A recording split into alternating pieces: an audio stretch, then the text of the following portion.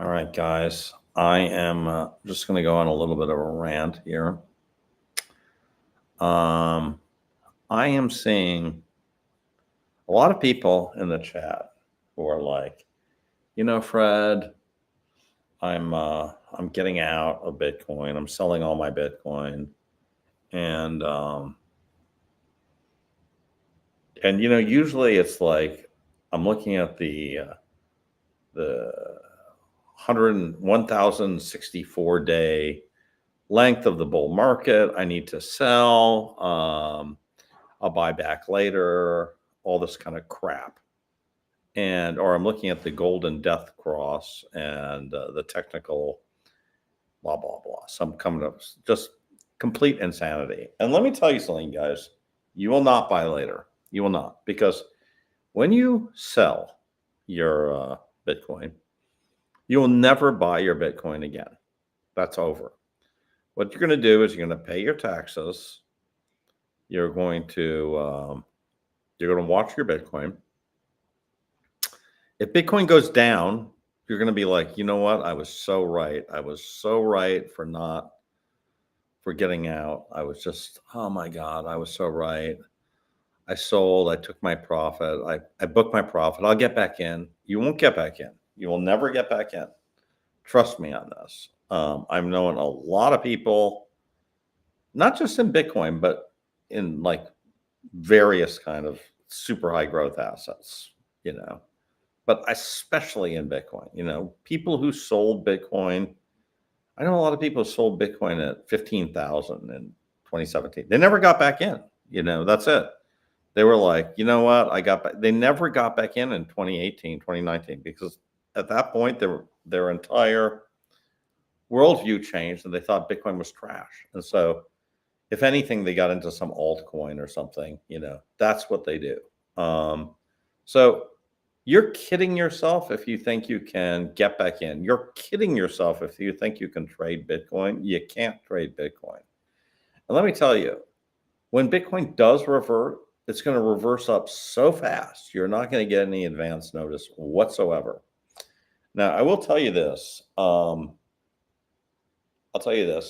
fear greed indicator right now is let's just take a look at this fear greed indicator.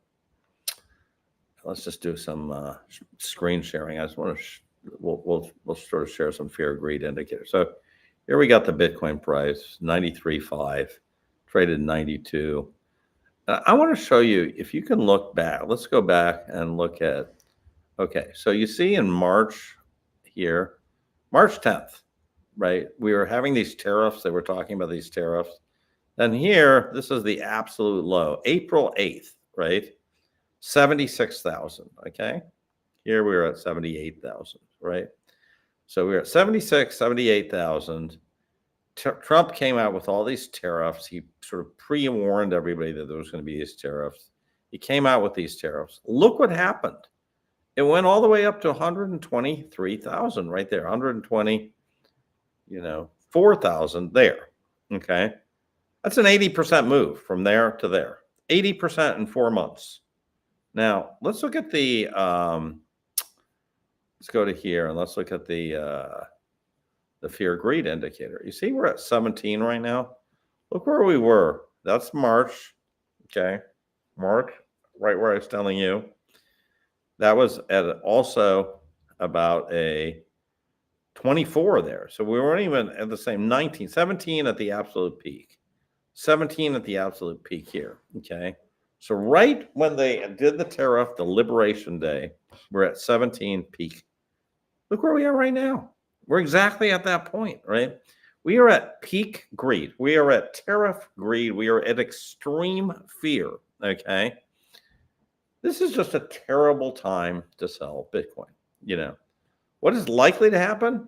You're going to get something like that, like just a massive move up. Right from that point, you're going to get a massive move up.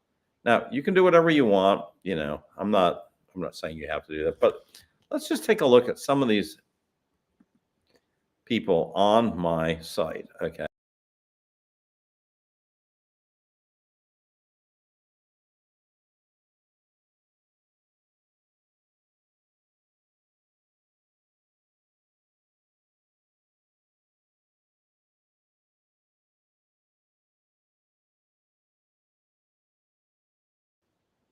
Okay, guys, sorry about that. Where we are. Okay, great. Let's take another look at let's take a look at my X real quick. Okay. Okay, so here we go. All right. Vinny Lingham. Okay. MicroStrategy will and eventually do more harm to Bitcoin. No. What is he talking about? Vinny Lingham. This guy is always wrong, let me tell you. He's always bearish. He's always wrong. He's like bearish on MicroStrategy. He has no idea what he's talking. Dave, great guy. Dave Weisberger, fantastic guy. But you know, there's some people that are just they're just idiotic. American Auto, great guy. Okay. Molly, she's fun. But you know, Stephen Lavera, great guy. He's like, you guys, you have no idea how lucky you are. You are so lucky to have this Bitcoin opportunity. Just so incredibly lucky to have Bitcoin. You know, there's 21 million Bitcoin. Now you're going to sit there and, you know, one of these Bitcoins is going to be $1 million in 7 years.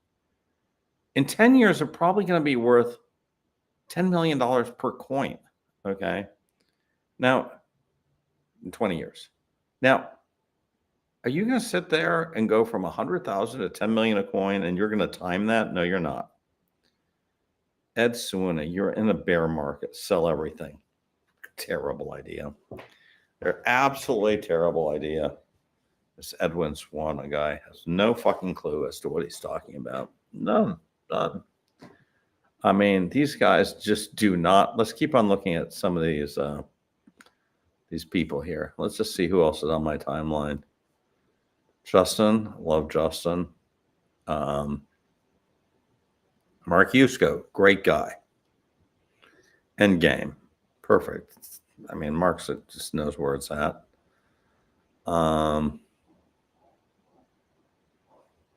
Yep. Wolf. I don't know. Munib. Of course, Munib. I don't know. Munib. Nick Szabo. Now, this is a really interesting Nick Szabo. First of all, Nick Szabo wasn't talking a lot recently, but let's look at some of Nick Szabo's recent posts. This post is one of the most interesting posts I've seen on X in a while. Now let's take a look at this. Anarcho-capitalism is a wonderfully abstract ideal that can inspire innovation. It helped inspire me to help invent cryptocurrency. Wow. Now that is unbelievable. Did Nick basically just sort of say that he was part of Satoshi there? It certainly looks at it like that to me. It helped inspire me to help invent cryptocurrency. Now that is a pretty amazing statement there. But anyways, whether Nick has any role in Satoshi, I mean, Nick definitely invented smart contracts, definitely had a role in pro-Bitcoin. He might have been part of Satoshi for all we know. For all we know. If he doesn't, he probably knows who Satoshi is. My gut feel. What else we got? Macronaut BTC. He's great. Hope he's listening. I like Macronaut. All these people calling for MicroStrategy to go bust. These guys have no idea what they're talking. They haven't even analyzed the balance sheet. There's no way. There's just no way that MicroStrategy goes bust. Zero chance. These guys have $60 billion. Their debt is payable in 4 years. The preferreds do not even have to technically be paid the dividends. So they're not going bankrupt. It's just not possible. They're going to be one of the most valuable companies in the world. Traders are genius. And you might buy it again at a higher price. Exactly right. You're exactly right. But most people won't because their ego prohibits them from doing that. McAfee. Do you see a downside to 75K? I mean, it may, right? That would be a 50% move down from 125 to 75. Are we going to do 50% down? Maybe. I'll tell you one thing. That's not even a crazy number, because if I looked at the last cycle, we had a couple 50% moves, okay, in 2021 cycle. First of all, we had the COVID move. It dropped 50% in 2 days. And then we had the China ban, Bitcoin mining ban, in May of 2021. It dropped 50%, right? So we've had two 50% moves that were part of a bull cycle. They weren't even bear markets. They were very quick moves. They were quick down, they were quick up, both cases. So I think one of the things that we all dread is not just the wick down. What we all dread is the 1 year bear cycle. It's over, blah, blah, blah. I don't see that. I do not think we're there at all. And one of the reasons I say that is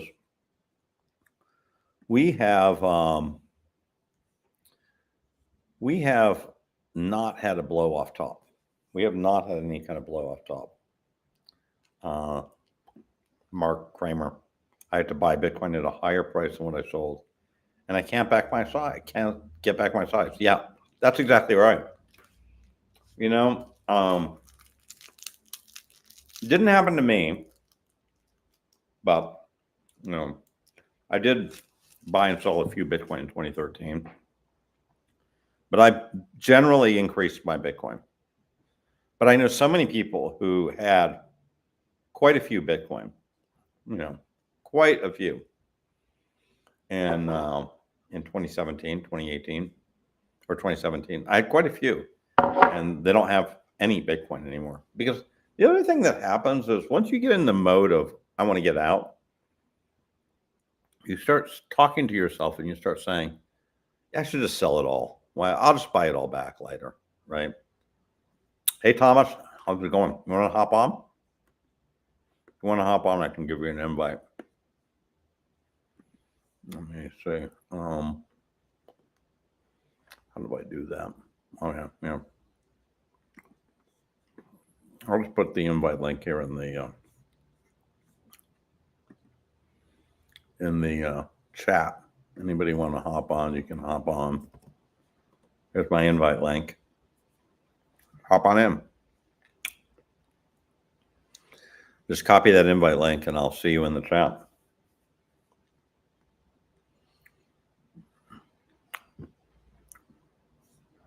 Hey, Macronaut.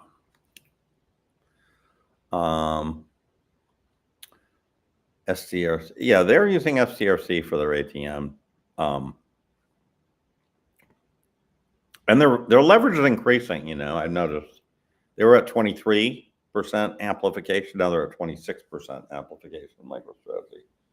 But look, they could add another 20%. They could add $20 billion worth of STRC. That's how much they could do. Thomas Young, let's see, what's he saying? Where did you send it? I didn't send it. I just posted it in the chat, Thomas. Just grab it there. I'll send it too. Let me see, Thomas Young.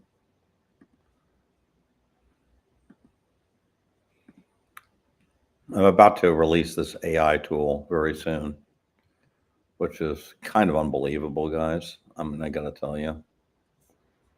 Ben will kill me if I show it to you guys, but so I won't show it. But it's fucking unbelievable. Thomas saw a little bit of it in Santa Monica, but it's improved so much from that. I call this chat. Let me get this Young.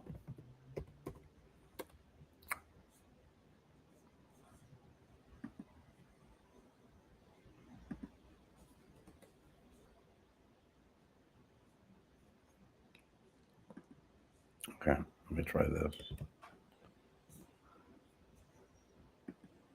There you go. Check that out, Thomas. Send it to you on X, DM.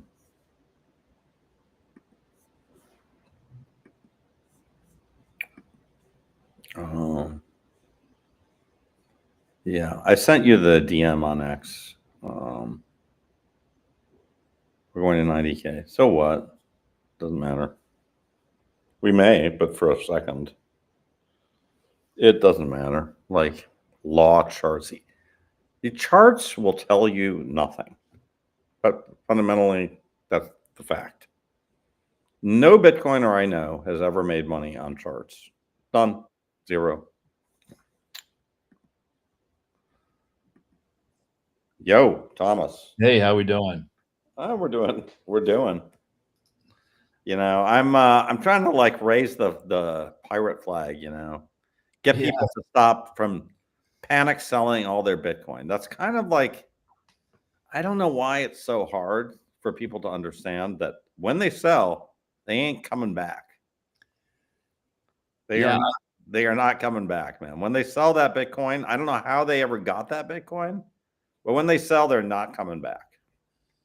Like if you're a trader and you're in and out, it makes total sense. But if you've been in for a long time and you have a thesis that, the common thesis that we have as Bitcoiners, you have to ask yourself with the setup that's coming for next year, how you can assume that it's going to go down from here and not be higher next year. Now it might drop to 85 or 90, but it might not. But if you think about where it's going to be next summer, we're going to see rate cuts, new Fed chairman, liquidity injections out the wazoo. That money has to land somewhere, doesn't it? I mean, where's it going to go? Yeah. And you have the big guys slowly getting behind it. You just watch like Fink and Jamie Dimon, Harvard endowment.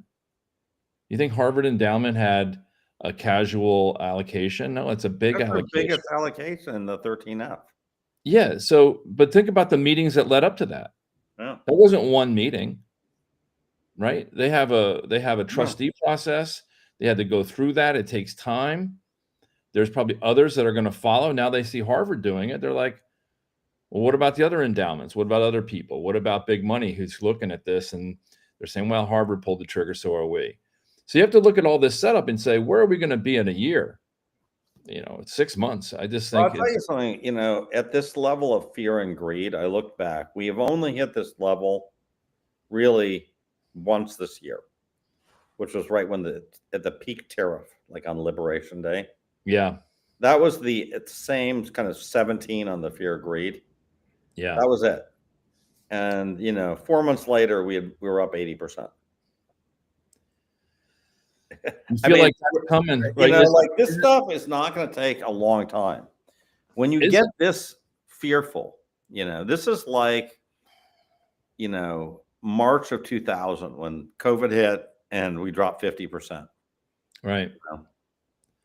So, well, look, we're in this period where we know as Bitcoiners, we see Bitcoin as a safe haven asset for the debasement that comes from profligate money coming from the government, right? So they're going to just print to solve the problems. Now, if you look at what happened during COVID, about the worst thing happened to the society, right? We turned off society. You would have thought that we would have gone into a massive recession, and we did not. And how did we not? We didn't because we measure it in nominal terms, and we just helicopter money. We helicopter money out to solve. Think of the PPP loans. Do you remember those? Oh yeah, I got one. They just gave money away. One. I got one too. It was crazy. Oh, fantastic. And I had a business operating at that time. I mean, I got like $100,000. Yeah, and then they just waive the requirement. They just treat it as a loan, and then they forgive the loan, and then they said you don't have to declare it as income. Yeah. So it's tax-free money. So a lot of people got that. Now, just that's the playbook now. We're going to avoid a recession. Just are going to print money like crazy. We have 10% inflation or more, and assets exploded. So we're going to see that again. I just think about everyone's going to want their projects funded. you don't have an austere political faction that's going to say no, we need to save money. You got Rand Paul and a few others are going to say we shouldn't spend the money. We should live like Presbyterians, and that they don't have any. Everyone's just going to say screw that. It's just going to spend money. Spend money on the military, on AI, on energy, on whatever infrastructure. I mean, Trump is going to want to. And by the way, it's probably some legitimacy to this. I probably agree to this. The U.S. should invest massive trillions of dollars into infrastructure, infrastructure for roads, for electricity, for energy, for the grid. We should have much better manufacturing capacity than we have today, because I do think we've made ourselves vulnerable to other places by not making more of our stuff. And that's just that's an argument for spending trillions of dollars. Now, Trump, you'll see in his interviews, will say, hey, we've got $20 trillion coming in. Well, he's talking about commitments that he's gotten from business leaders to come in with money. But I think you're going to see active political money coming out. Now, the issue is going to be, will the Democrats and Republicans basically agree to profligacy? You get yours, I get mine, we all get ours. And versus the Democrats playing a game that they normally don't play, which is let's save some money. I don't think they're going to do that. I think it's going to be off to the races. And the concern I have is the Democrats winning the midterms. And if that happens, I do think Gavin Newsom is going to be the next president. There was a really interesting. There was an interesting article. Newsom against who? DeSantis? What? Newsom, DeSantis in 28. That's the race. Or just.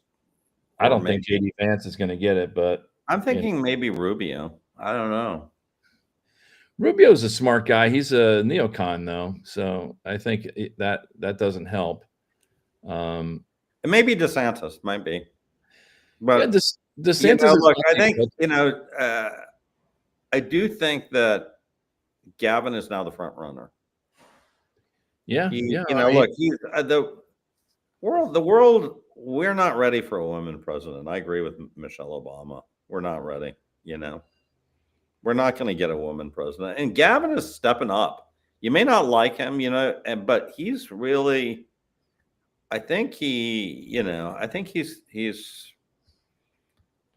to do pretty well in the upcoming season, and he's look, Gavin is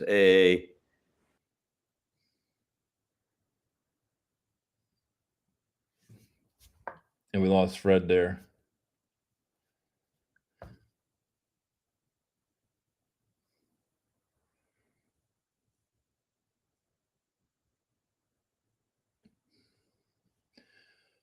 Hopefully Fred joins back. Yeah, if people are still listening, I can't tell, but I would say I think it's going to be Newsom against DeSantis, Florida governor against the California governor, and it'll really set up to be an interesting race around two different views of how you should run government. Obviously I would support DeSantis. I think Newsom is extremely polished. Oh, there you go. Back. I was going to say, Fred, I think it's going to be Newsom and DeSantis. And Newsom is a very polished guy. He's very polished. I've met him. Yeah, he's smart. He's polished. He's And the issue is going to be, what are the politics of the country at that time? Like, I like this issue that a woman can't be president. I don't necessarily agree with that. I just think you can't have a woman. I just don't think we're there yet. I just think, it's more of an issue of you can't jump the line. Yeah. Right. You've got to work your way up. Like, so Hillary Clinton jumped the line, right? She was married to what's her name? I forgot even who it was. Who was the person running for president against Trump again? Kamala Harris. Yeah, Kamala Harris, right. I mean, she jumped the line too. So, I mean, let's just review both of them. So Hillary was a law partner to the Attorney General of Arkansas. Mm-hmm. right? And she was a staffer on the Hill back in the Mhm. early days, but she Yeah. ended up, because he got elected attorney general and governor, she got a partnership in the Rose Law Firm in Arkansas. Yeah. She moves into the first lady role and really has no personal accomplishment whatsoever. Mhm. And when she comes out, they give her the Senate seat in New York. Yeah. Not even an election really. And then from there, she runs for president against Obama in the Mhm. primary, if you remember, and she loses. And Mhm. so they give her Secretary of State as a consolation prize. Yeah. Then she runs against Trump and loses. So at that level, she's not, as you got to think about it, she really didn't have any personal accomplishment other than marrying Bill. Now, if you go to Kamala Harris, she was Willie Brown's girlfriend, Yeah. right? And he placed her in a lot of prominent California roles, all the way up to the AG of California. But Mhm. really, she was under the umbrella of Willie Brown, who ran California politics for the longest time. Mm. Yeah. And so when she ran for president, she goes from AG in California to senator in California, which again is not an elected position. It is you go through the system Mhm. and you are appointed. And Right. there really isn't a viable Republican counterparty in California. So she gets to be senator. So now she's a senator in one of the most powerful states. Mhm. Runs for president. She came in last place Yeah. in the primary. And Terrible. so if you remember that Super Tuesday when Biden kind of sewed it up, it was almost like they all agreed, like, hey, let's just get all behind Biden, and they threw everybody out. And he picked like the weakest candidate. He was a weak candidate himself, but they picked the weakest candidate. He literally he had an algorithm, a DEI algorithm pick her. Yeah. But it was That like was it it. It was wasn't like, something. okay, I need a black female VP. Okay, let's see. We have one. Great. I Her. need somebody who is gonna make me look smart, because she's kind of, I don't want to be mean about it, but she's kind of dumb as a stump. And she's really good at the crazy talk. Like, I think I can see a future and all this kind of Kamala talk, all these memes that happen. She's, a lot of words with no substance. She We're shallow. in that way, she's smart around knowing her limitations. And she played the game well. So like Willie Brown called it during the whole process. He goes, she's a good operative. She's going to figure it out. And she figured out the money angle.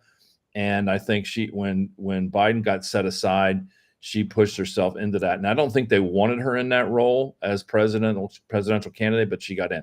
So anyway, those are the two women who rose.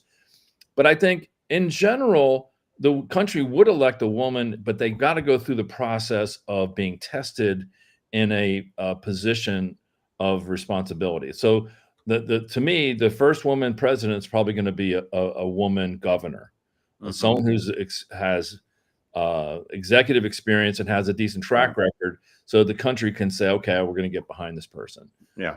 That's true for men as well. You really can't jump the line if you don't go through the system. Well, I think, Gavin has all the credentials. 100%. Look, he's the governor of the largest state in the country, Mhm. and uh, you can argue, like, I think he's got a lot of problems running the state, and I think, Yeah. but those are my opinions, right? The opinions of many people are that he's doing a great job. Yeah. And, I'm handicapping this politically. I'm not giving Yeah. my own point of view. I would like to see DeSantis as president, but I think he's probably less than 50-50. My I know point is that Gavin will be more moderate than an AOC or a Bernie Sanders or the Mendami wing of the party. He's not going to be that progressive. I don't think that Newsom has an agenda other than his own brand. Right. Which Do you is like, agree? he's kind of like a Macron, Yeah, You yeah, can't actually yeah. say, what is Macron for? He's for Macronism. You know what I He mean? like if That's what he's for. Bernie Sanders is a zealot, right? Yeah. And at the other end of the spectrum is Newsom. He's not. He's not a zealot. No, He's he's an opportunist. opportunist. That's exactly right. And AOC is just an actress. I don't know what the hell she's doing. We She's a joke part. about President AOC, but That's not She's got happening. as much chance as you and me to be president. She's, That's not happening. she's not going to. No, Look, I think there's a bunch of people who voted for Trump who would probably vote for Newsom. I got to tell you, there are. Like, yeah. like I'm one of them. You know what I mean? Like, I would, at the end of the day, I'm not a hardcore Republican.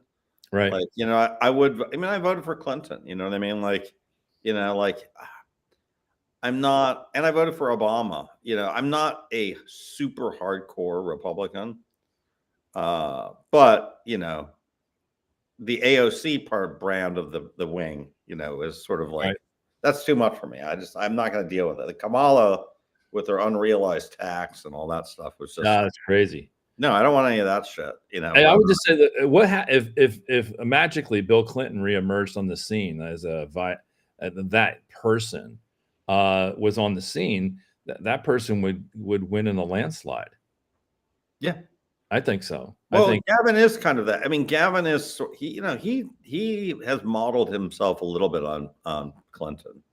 Yeah. Not Hillary, but Bill. You know what I mean? Yeah. He definitely has modeled himself as sort of the, press the flesh, kind of, Yeah. Yeah, I don't know. So if I were advising him, we've got a lead runner. I think we know what the Democrat Party looks like in 3 years. I think it looks a lot like Newsom. Yeah. And I think we have to. Everybody got a little scared about this Mandami thing, but I actually don't think America's going to go socialist. I just ultimately it's not going to happen. And look, we're going to go pro tech. I mean, and that's one of the things that Newsom's got going for him is that California is tech, and the future is tech. The future is AI and robotics, and it's not Bibles and Bible study.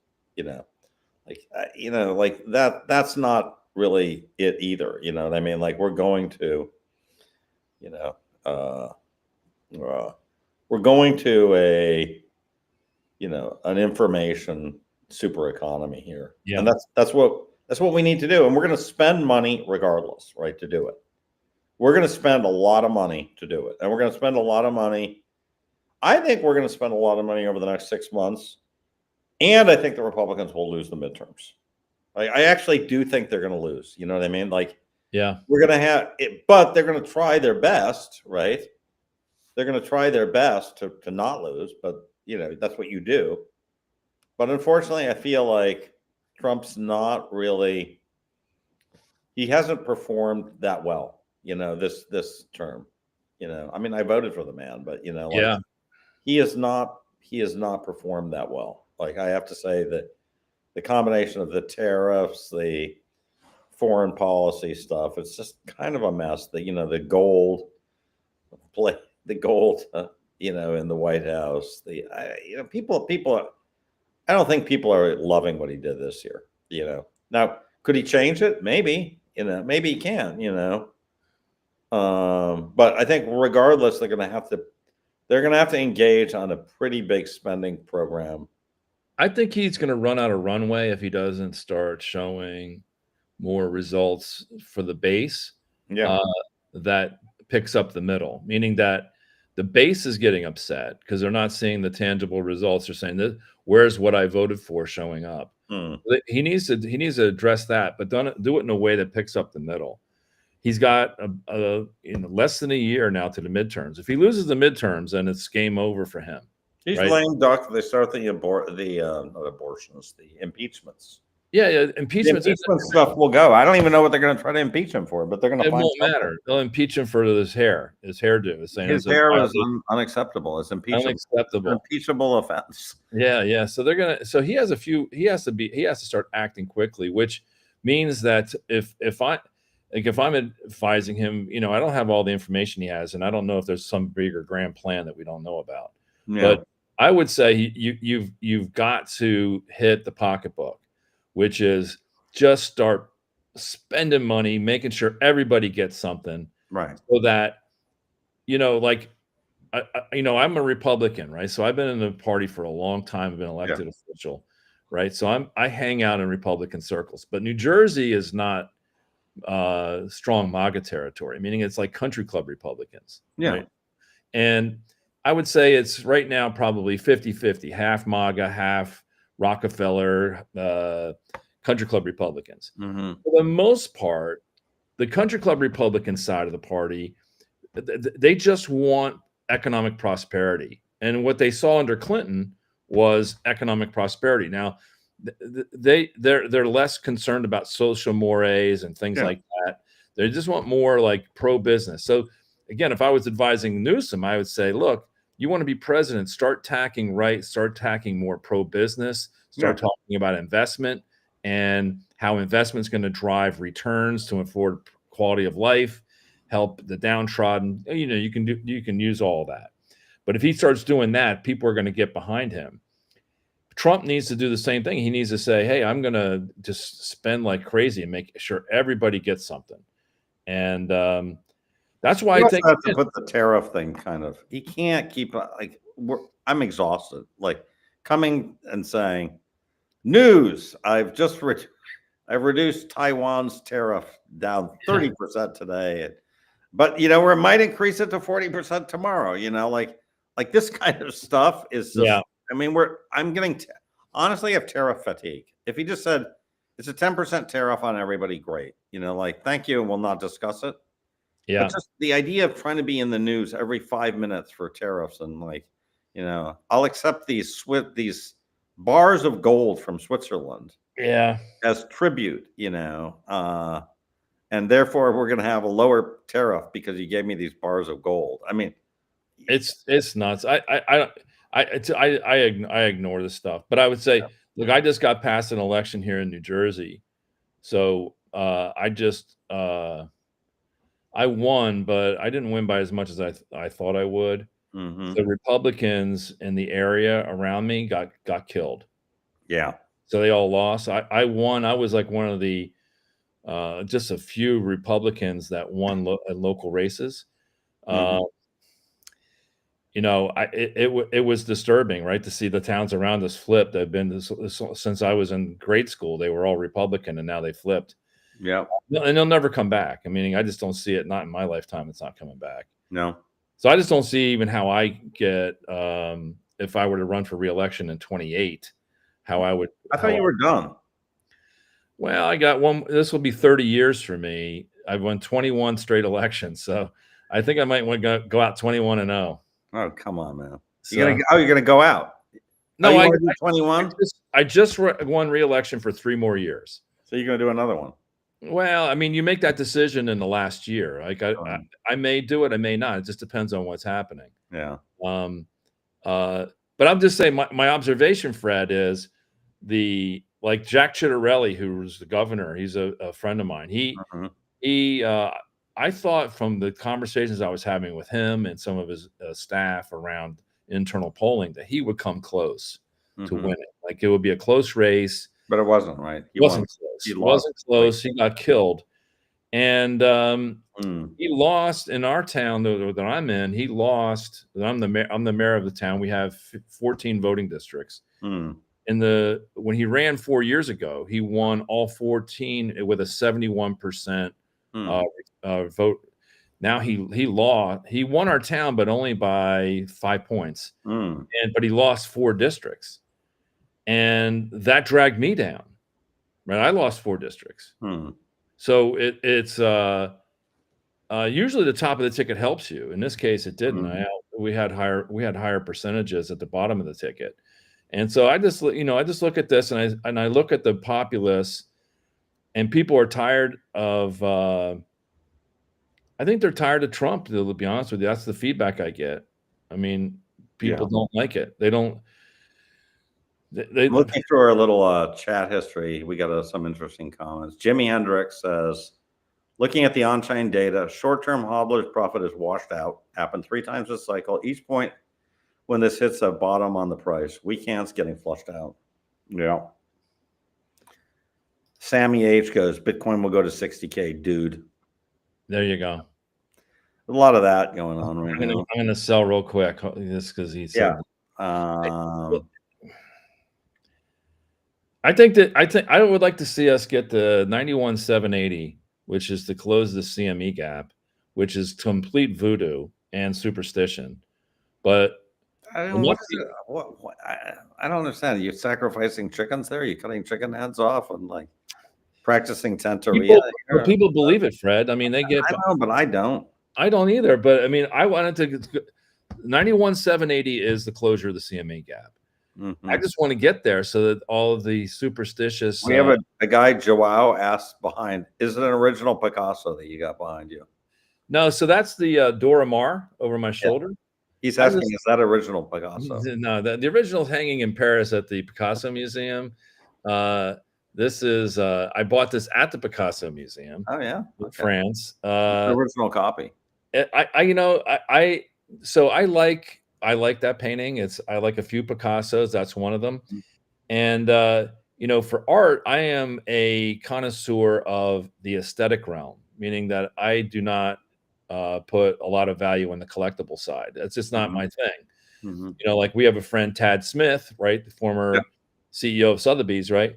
I'm going to go down. I'm going to try to connect with him down in Palm Beach. He's down there when I get down there in the next couple of months. But anyway, art is an interesting thing. I know you're big into art. Yeah. I like a few things, but I like it for the aesthetic appeal to it. So copies are fine for me.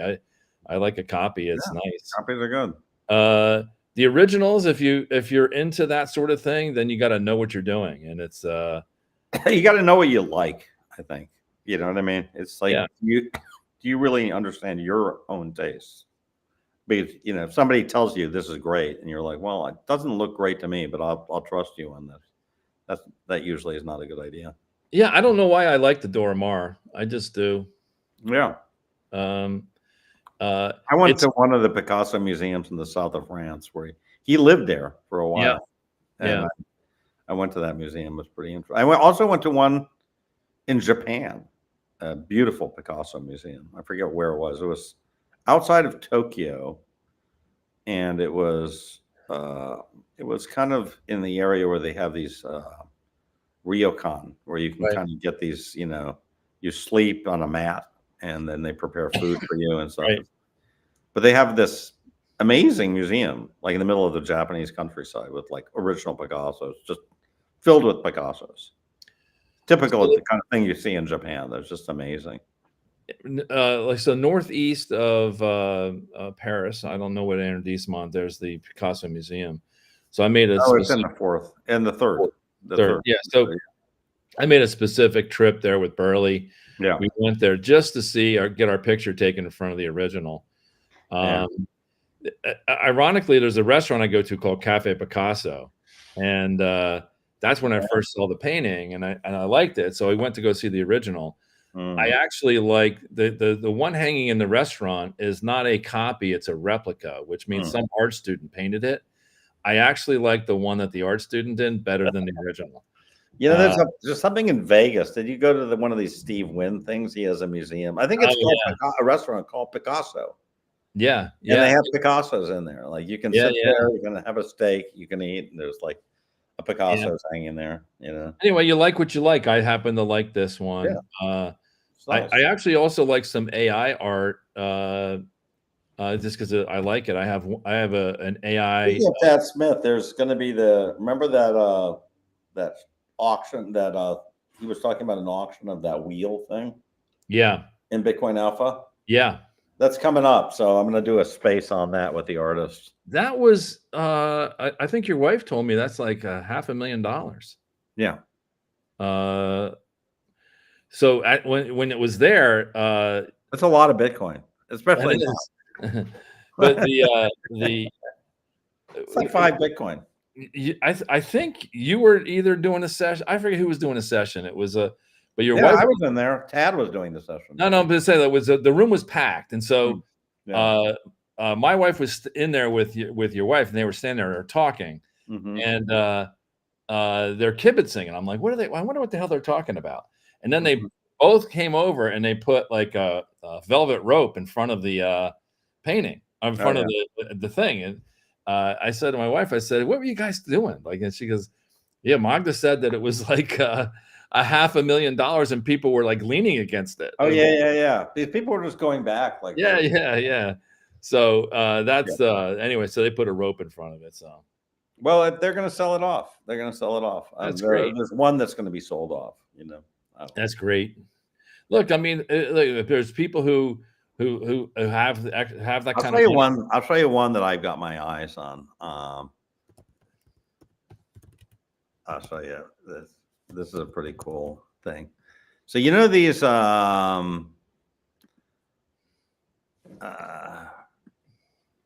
these yap stones?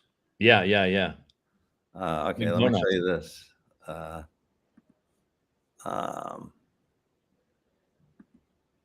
okay, let me show you. I'll show you what these. I've actually been looking into buying one. So check this out. Yeah. Can you see this? Yeah. So this is the one I'm looking at potentially buying. Pretty cool, huh? Yeah, I'm surprised that it's the geometry on it is so perfect. I mean, I thought they were irregular. Well, some of them are. This one's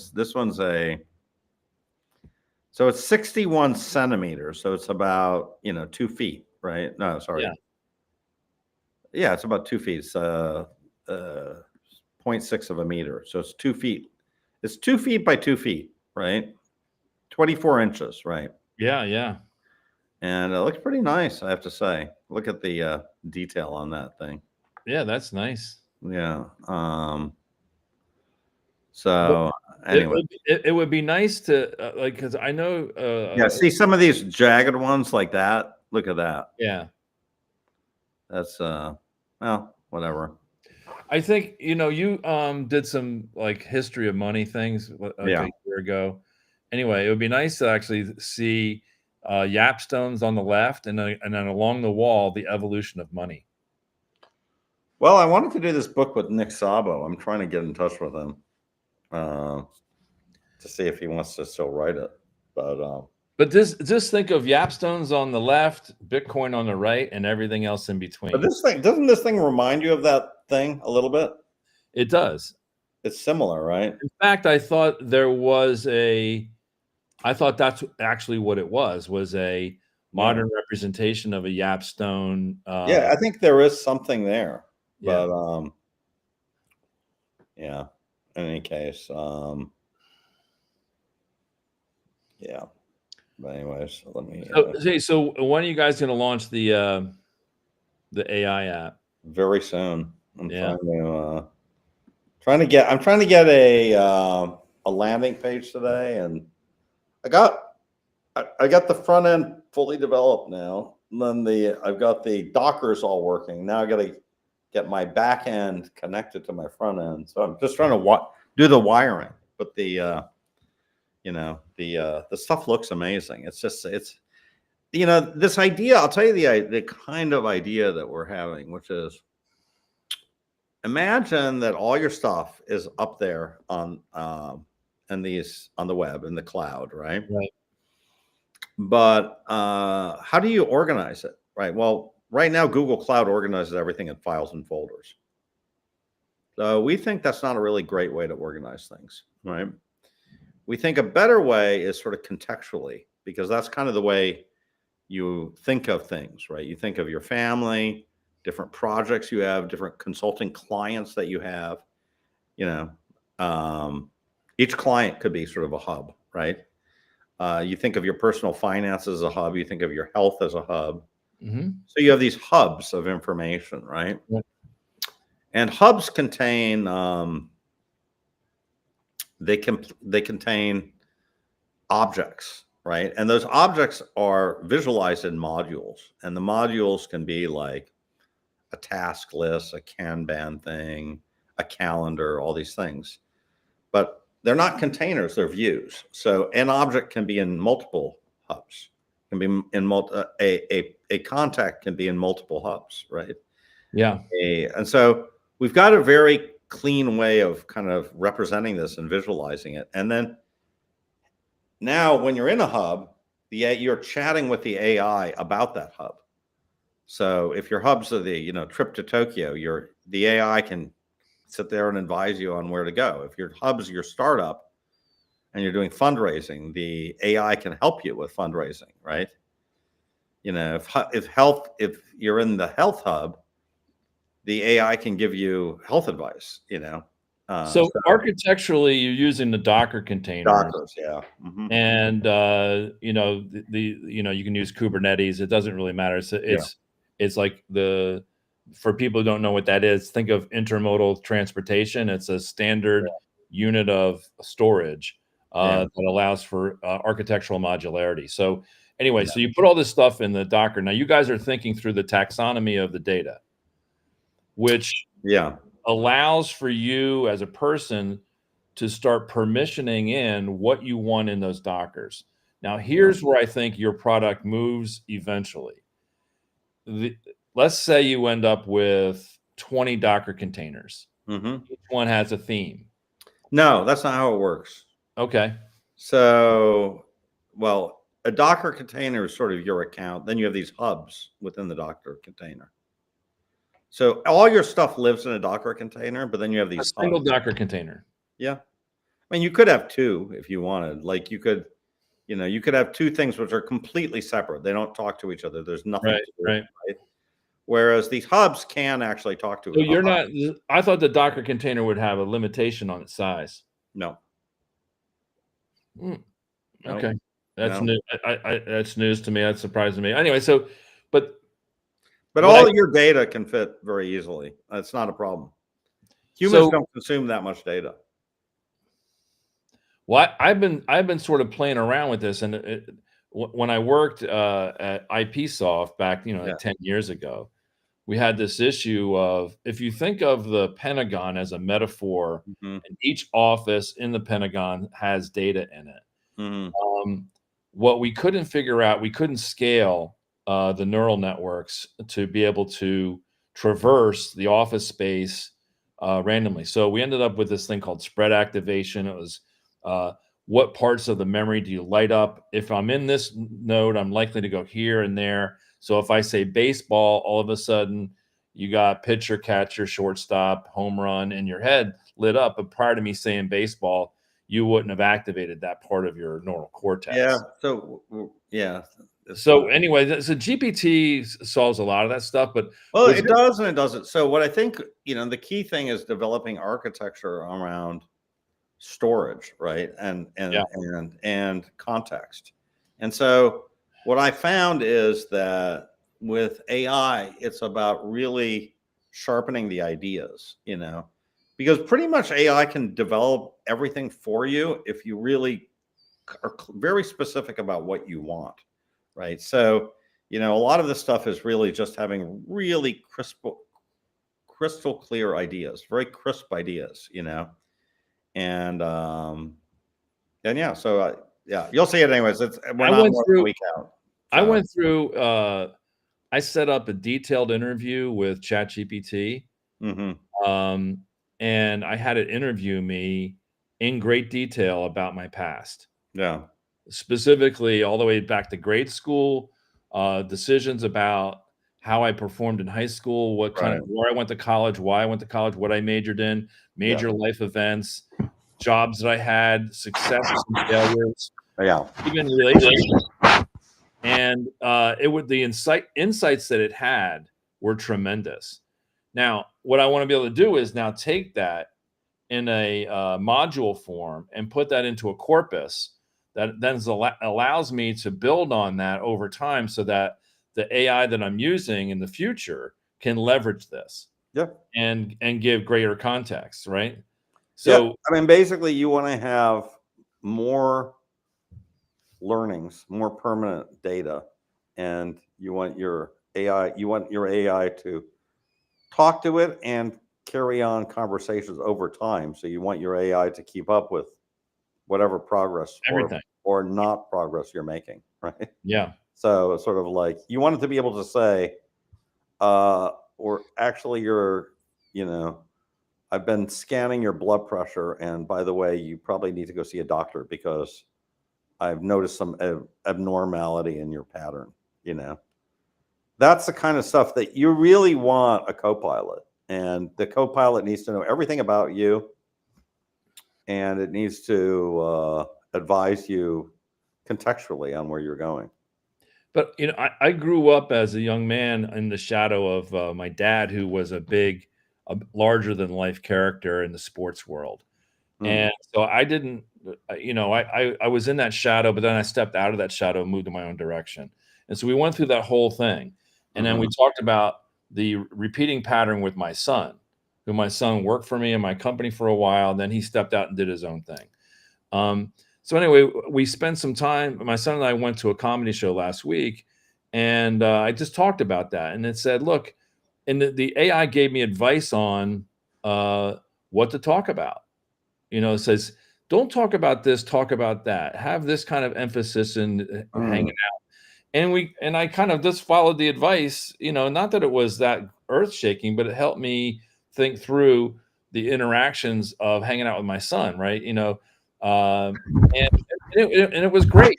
I just think that, you know, we all have flaws. I have flaws. You have flaws. We all know what they are, and the AI can help with you in terms of dealing with that and improving your relationships, your business performance, your habits. How to hodl Bitcoin. Yeah, yeah, everything. Like what's what I know what my wife knows my shortcomings, Hmm. and our relationship is better because she knows how to point them out and compensate. Like a Hmm. lot of times I misread people um in social settings, like the EQ, if you will, right? And she helps a lot with that. So Yeah. um, All but right. anyway, Well, I got to hop, but good hey, seeing you, Fred. good seeing you. Talk to you later.